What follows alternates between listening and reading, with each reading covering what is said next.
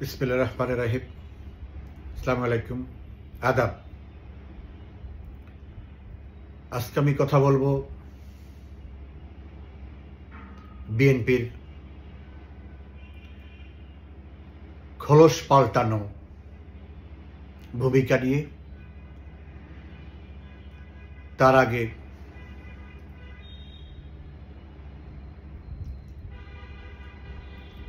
Iran Israel সংঘাত নিয়ে কিছু কথা বলতে চাই। আপনারা ইতিমধ্যে শুনেছেন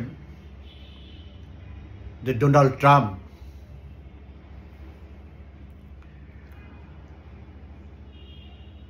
ইরানকে নিঃশর্ত আত্মসমর্পণ করার আহ্বান জানিয়েছেন।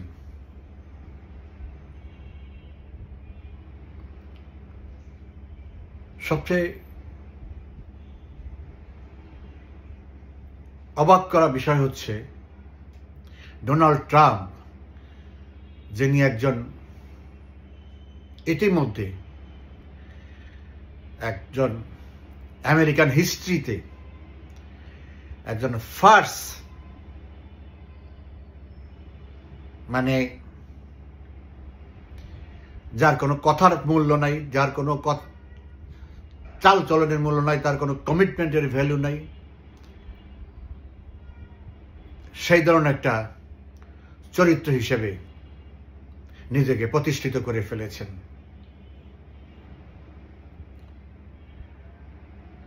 সে বলে একজন প্রেসিডেন্ট, তাও আবার বিশ্বের সবচেয়ে শক্তিশালী দেশের প্রেসিডেন্ট, যার দায়িত্ব অনেক বেশি সারা বিশ্বের প্রতি, যার কথায় অনেক কিছু হয়, তখন তাকে অনেক দায়িত্বপূর্ণ ভূমিকা পালন করতে হয়। সেই ব্যক্তি যদি বলে আরেক দেশের সর্বোচ্চ নেতা সম্পর্কে যে খোমেনি কোথায় আছে আমরা জানি, কিন্তু এখনই আমরা তাকে মারব না, মানে কোনো দেশের রাষ্ট্র, কোনো দেশের নেতা, কোনো দেশের সরকার, রাষ্ট্রপ্রধানকে চাইলেই এরা মেরে ফেলতে পারে, এখন মারবে না। এটা একটা হুমকি, কিন্তু এরা যে হুমকি কথার কথা বলে তা তো না। যা বলে দেখা যায় তার কিছুক্ষণ পরে বা কিছুদিন পরে অনেক ক্ষেত্রে তা ঘটে। এই কথা বলার পরে তারা আনকন্ডিশনাল সারেন্ডারের কথা ঘোষণা করেছে। কেন ইরান সারেন্ডার করবে? এই সংঘাত তো ইরান শুরু করেনি, এটা তো ইসরায়েল বম্বিং করে শুরু করেছে, ইরান প্রত্যাঘাত করেছে।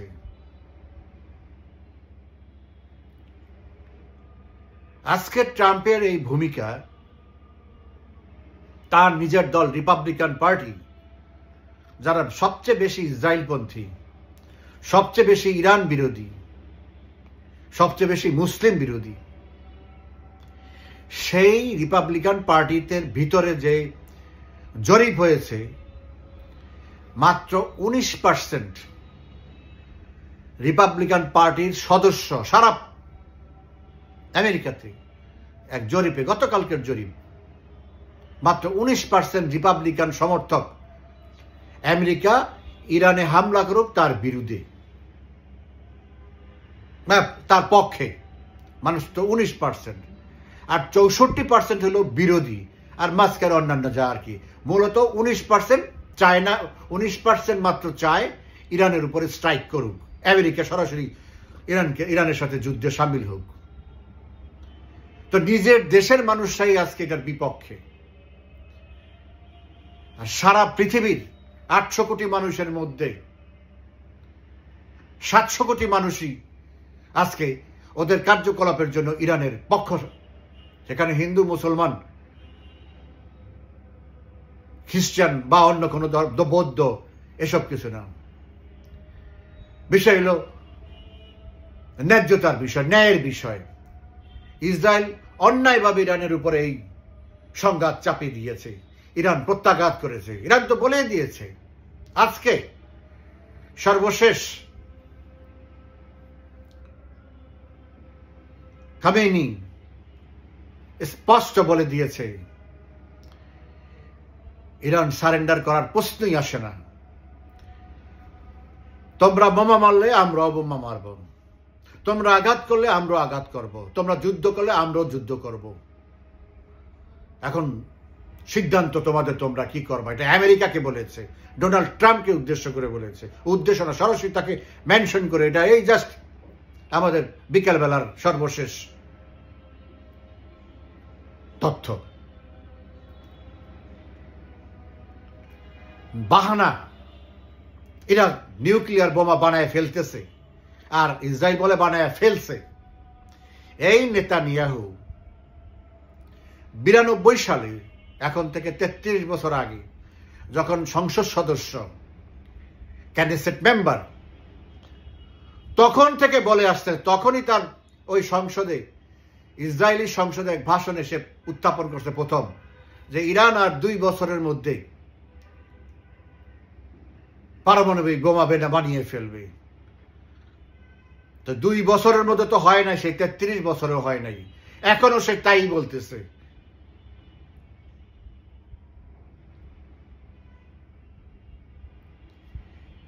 তুলসী গ্যাবার্ড, যিনি 16টা গোয়েন্দা সংস্থার chief, DNI, director national intelligence, গত মার্চের 25 তারিখে কংগ্রেশনাল হিয়ারিং এ, কংগ্রেসের কমিটির সামনে সে বক্তব্য দিয়েছে, ইরানের উপর রিপোর্ট দিয়েছে। সেই রিপোর্টে সে বলেছে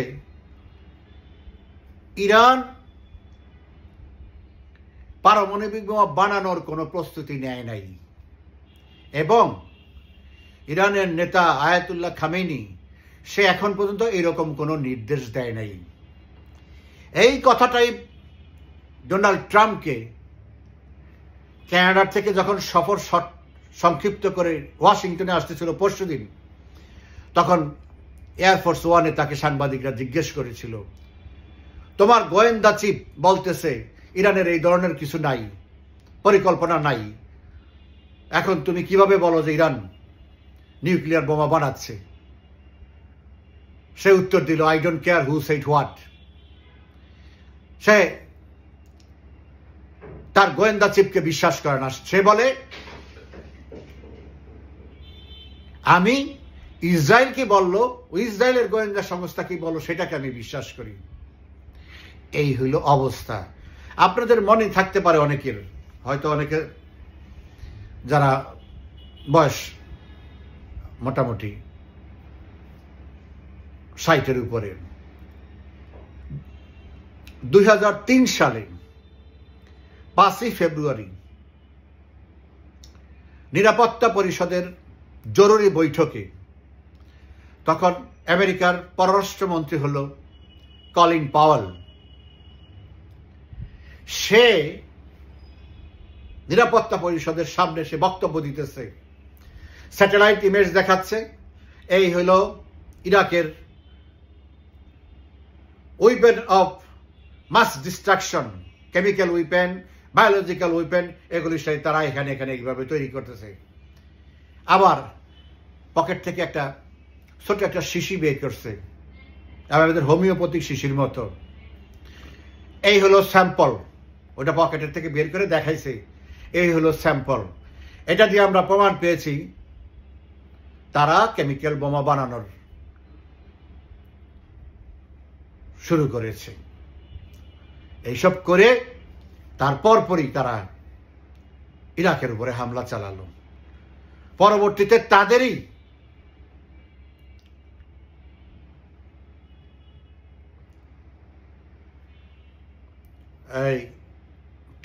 যারা পরীক্ষা করছে, পরিবেক্ষণ করেছে, পরিদর্শন টিম ইরাক যখন দখল করলো, তারাই রিপোর্ট দিচ্ছে, না এই ধরনের কোনো প্রকল্প হয় নাই, এই ধরনের কোনো কিছু আমরা খুঁজে পাই নাই। এবং 2009 সালে উইকিলিক্সের লিক্স ডকুমেন্টসে বের হয়েছে এটা সোজা সাজানো ছিল। এই ধরনের কোনো কিছুই সাদ্দাম হোসেন করে নাই, অথচ এই ধরনের ফলস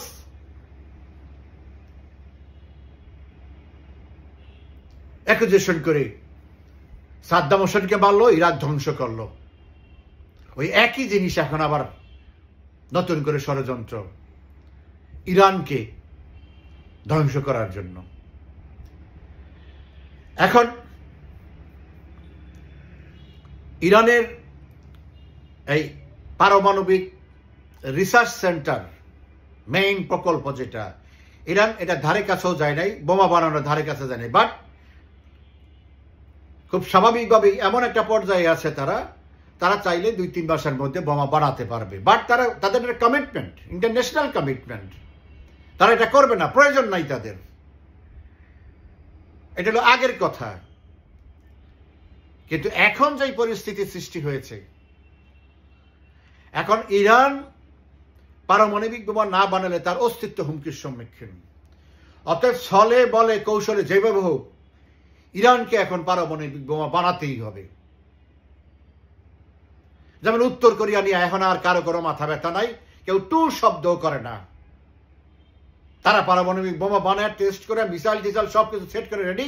এখন আর আমেরিকা ওই তার কাছে নাই, কারণ আমেরিকার বহু শহর, ওয়াশিংটন, নিউ ইয়র্ক থেকে এই উত্তর কোরিয়ার মিসাইলের আন্ডারে। আর ওই সব মিসাইল, ব্যালিস্টিক মিসাইল, সব ICBM, ইন্টারকন্টিনেন্টাল ব্যালিস্টিক মিসাইল, সব তাদের পারমাণবিক ওয়ারহেড বহন করার মতো। সো এখন আর উত্তর কোরিয়া ঠিক আছে, এটা নিয়ে আমাদের মাথা ব্যথা নাই। পাকিস্তান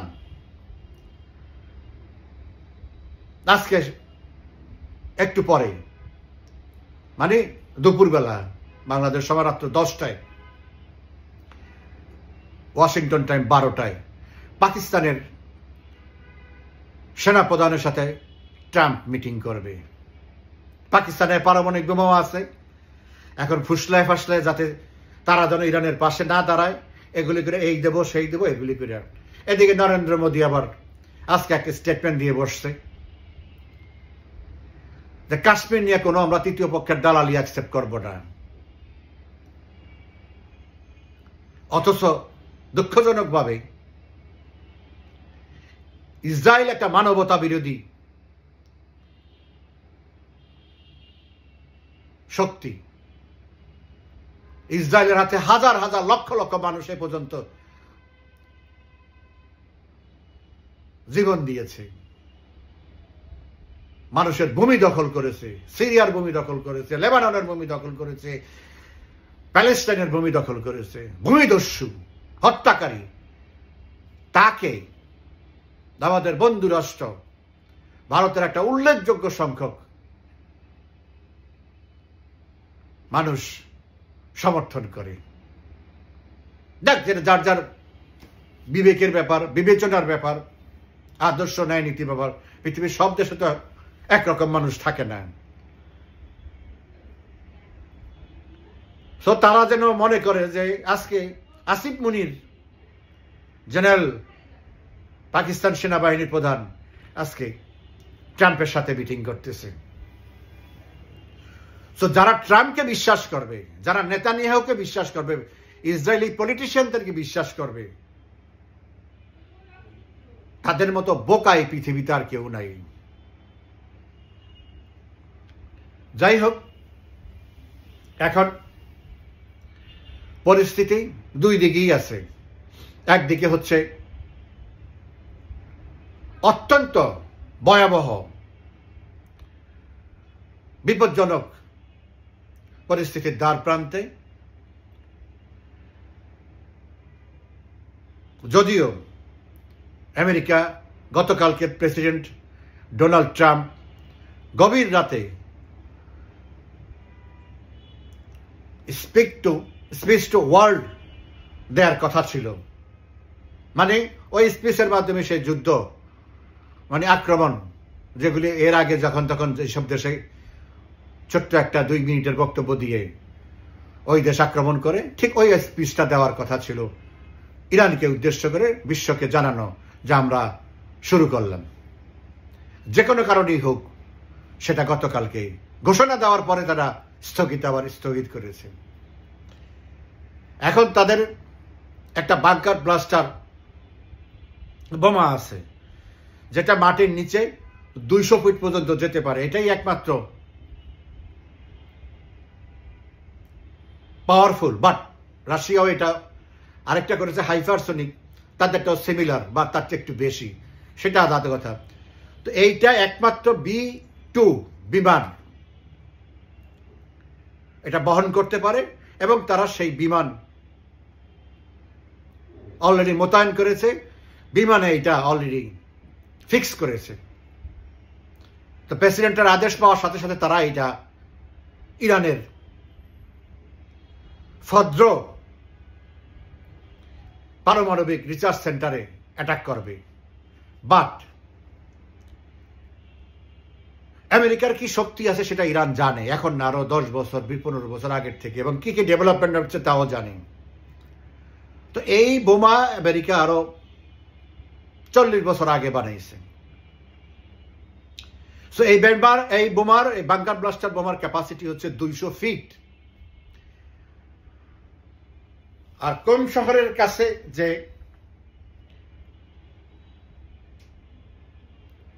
ফদ্র পারমাণবিক রিসার্চ সেন্টার, সেটা ওরা করেছে 300 ফিট নিচে। এখন যেহেতু পৃথিবীর কোন রকমের কোনো টেকনোলজি নাই এখানে পৌঁছার, একটাই শুধু রাস্তা, সেটা হচ্ছে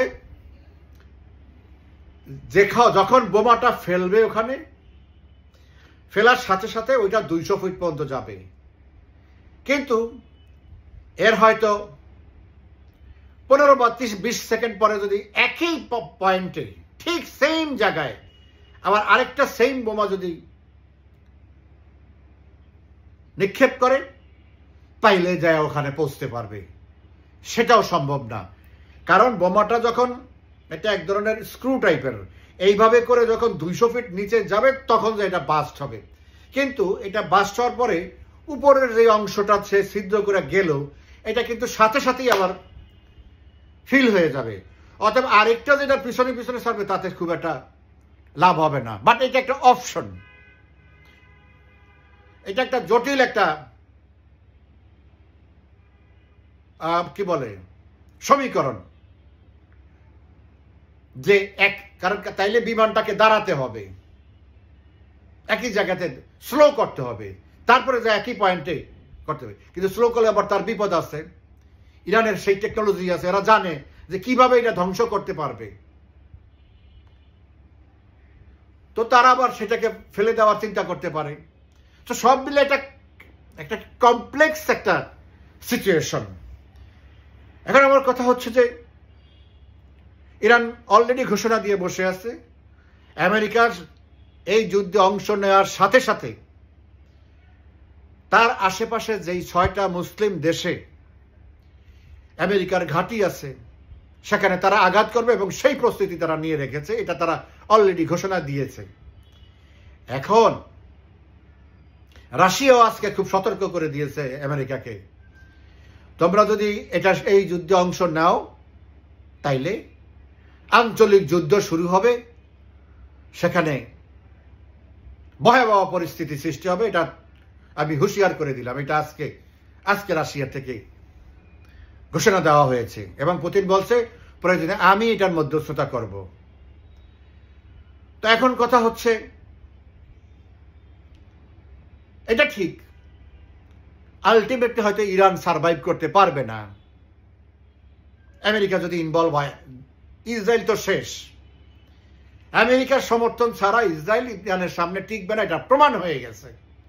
এবং এই জন্যই ইসরায়েল যতই বাহাদুরি যতই করুক, ওরা যদি জিতত তাইলে আমেরিকাকে বলতো না, ভাই তোরা তাড়াতাড়ি আমাকে বাঁচা, আমার এখানে অংশগ্রহণ কর। তারা একাই বীরত্ব দেখাইতে পারতো। এটা তাদের একটা গ্রেট অ্যাচিভমেন্ট হতো, গ্রেটেস্ট অ্যাচিভমেন্ট হতো। কিন্তু যেখানে দেখতেছে এটা হচ্ছে না, পারতেছে না, বরং তারাই এখন মাটির সাথে মিশে যাচ্ছে। এখন এটাই স্বাভাবিক, ইরানের সাথে আমেরিকার সাথে ইসরায়েলের সেই চুক্তি আছে, ইসরায়েলকে রক্ষার দায়িত্ব আমেরিকার। সো এখন হয় তাকে নেগোসিয়েট করে রাশিয়াকে দিয়ে আবার যাইভাবেই হোক বন্ধ করতে হবে, কারণ ইরান অলরেডি বলে দিছে তোমরা বোমা ফাড়া বন্ধ করো, আমরা মিসাইল ছাড়া বন্ধ করব। সেটা ভেরি সিম্পল, ওখান থেকে বন্ধ হইলে এখান থেকে বন্ধ হয়ে যাবে। এখন অপশন এখানে যদি এটা করে তো করলো, আর যদি না করে হ্যাঁ ইরান ধ্বংস হবে, স্বাভাবিক আমেরিকা যদি ইনভলভ হয়। কিন্তু আমেরিকা এবং ইসরায়েলের যেই পরিমাণ ক্ষতি হবে, এবং আমি নিশ্চিত, আমি যতটুকু খোঁজখবর রাখি এদের এই টেকনোলজি, এদের এই বিভিন্ন মানে সামরিক সরঞ্জামাদের উপরে ইরান এমন কিছু যন্ত্র মানে মিসাইল তারা হাতে রেখেছে কি বিভৎস অবস্থা হবে কল্পনাও করতে পারে না। তারপরে যদি ইরান মরে যায়, এ তো বলছেই আমরা আমাদের মৃত্যুর জন্য আমরা প্রস্তুত আছি, কিন্তু আমরা সারেন্ডার করব না। সো দ্যাট ইজ ইরান, বাকিটা আল্লাহর ইচ্ছা, দেখা যাক। আপনারা জানেন যে ইউনূস তারেক বৈঠকের পরে বিএনপি এখন নতুন করে ইউনূসের চলার পথের সারথি হয়েছে। গত পরশুদিন রাত্রে স্ট্যান্ডিং কমিটির মিটিং হয়েছে, সেখানে তারা সিদ্ধান্ত নিয়েছে যে তারা এখন ইউনূস সাহেবের চাল চলন, আচার আচরণ পর্যবেক্ষণ করবে। আর তাদের নেতাদেরকে বলেছে এমন কিছু না বলতে যে যাতে ইউনূস বা তার সরকার, অবৈধ সরকার বিব্রত হয়। আর ইশরাক এখন যদি হঠাৎ করে ইশরাকের এই আন্দোলন বন্ধ করে দেয়, তাহলে মানুষের মধ্যে হবে যে এটা তারা নেগোসিয়েট করেছে, অতএব বিএনপি পিছু টান দিচ্ছে। এই প্রতিক্রিয়ার থেকে আপাতত রক্ষা পাওয়ার জন্য ধীরে ধীরে ইশরাককে পিছনে নিয়ে আসবে, এইটার থেকে বাদ। এখন পরবর্তীতে যদি দেখা যায় যে ইউনূস তার কথা রাখেনি, তখন যায় আবার নতুন করে তারা শান দিবে। আমি আমার একটা পোস্টে ফেসবুকে আজকে লিখেছি, ইউনূস এবং তারেক এরা কেউ জানে না আদৌ নির্বাচন হবে কিনা, হলে কবে হবে। এখন একটা সময়সীমা মূলা সামনে দিয়ে রাখছে উভয় দলের, উভয় পক্ষের সমর্থকদের একটা সান্ত্বনা। এটা দেখে আপাতত যে কদিন থাকি, ইউনূস তো নির্বাচন দেওয়ার লোক না, নির্বাচন দিবে। প্রথম কথা হলো তার ইচ্ছা নাই, দ্বিতীয় হলো নির্বাচন সে করতে পারবে না। এটাকে 100%-এর মধ্যে 100% নিশ্চিত। তার অধীনে তো আর কোনো নির্বাচন হবে না, সেও ভালো করেই জানে। তো বিএনপিও ভালো করে জানে যে ইনক্লুসিভ নির্বাচন ছাড়া, কারণ গতকালকে জাতিসংঘ থেকে পরিষ্কার বলে দেওয়া হয়েছে, তাই আওয়ামী লীগকে ছাড়া নির্বাচন হবে না, বিএনপিকে ভালো করে জানে। অতএব সরকার রে যেইভাবে আছে সেইভাবে চলছে, পুরান কাহিনী, যেটা আমি সবসময় বলে আসতেছি।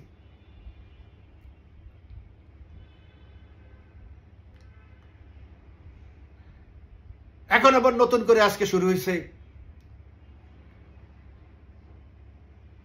জাতীয় সাংবিধানিক কাউন্সিল করার জন্য। বিএনপি ভেটো দিচ্ছে না, আমরা করবো না, জামাত এনসিপিরা আবার এটা করবে, আবার নতুন আবার আরেকটা বের করছে সনদ, তারপর আবার সাংবিধানিক কাউন্সিল। তো এখন কথা হচ্ছে নির্বাচনের বিষয় নিয়ে আওয়ামী লীগ মোটেও ইন্টারেস্টেড না, কারণ ইউনূসের অধীনে কোনো নির্বাচন হবে না।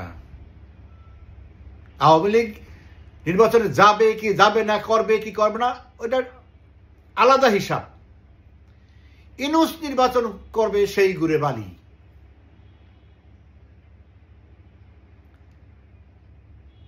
ইউনূস এটা ভালো করেই জানে। এখন হলো তার প্রস্তুতি, কিভাবে সবাই নিয়ে যাতে চলে যেতে পারে, যারা থাকবে তাদেরকে কিভাবে কি করতে পারে, এইসব তাল বাহানা। তো যেটা মূল বিষয় আমি বিএনপি নিয়ে বলতে চাচ্ছিলাম আজকে ছোট্ট করে, যে বিএনপি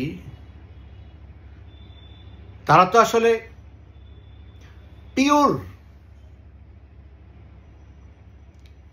কোন রাজনৈতিক দল না, বা ট্রু আইডিওলজি বেসড কোন পলিটিক্যাল পার্টি না।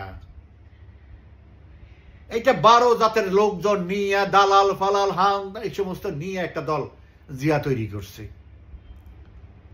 তো সেই দলে এখন যারা এই যে নেতারা আছে, এই চুল পেকে গেছে, তারা তো কেউ বিএনপি করে না, তারা সব অন্য দল করছে। কেউ ন্যাপ করছে, কেউ জাসদ করছে, কেউ আওয়ামী লীগ করছে, কেউ ওই কমিউনিস্ট পার্টি করছে, কেউ বাসানি ন্যাপ করছে, নানান জাতের মানুষ এখানে একসাথ করছে। জিয়া কাউরে টাকা দিয়া, কাউকে ক্ষমতা দিয়া, কাউরে এমপি বানায়, কাউকে মন্ত্রী বানায়, নানান জাতের। ইট মিনস তারা সবাই লোভী, তারা সবাই স্বার্থপর। এই যে হলে তাদের আদর্শ এবং উদ্দেশ্য। সেই দল সব সময় দেশের স্বার্থকে জলাঞ্জলি দিয়ে, দেশের স্বার্থকে সাইডে রেখে, দেশের মানুষের কথা সর্বাগ্রে চিন্তার বাইরে রেখে নিজের স্বার্থ, জিয়া পরিবারের স্বার্থ, এইটাই হইল তাদের মূল আইডিওলজি, আদর্শ।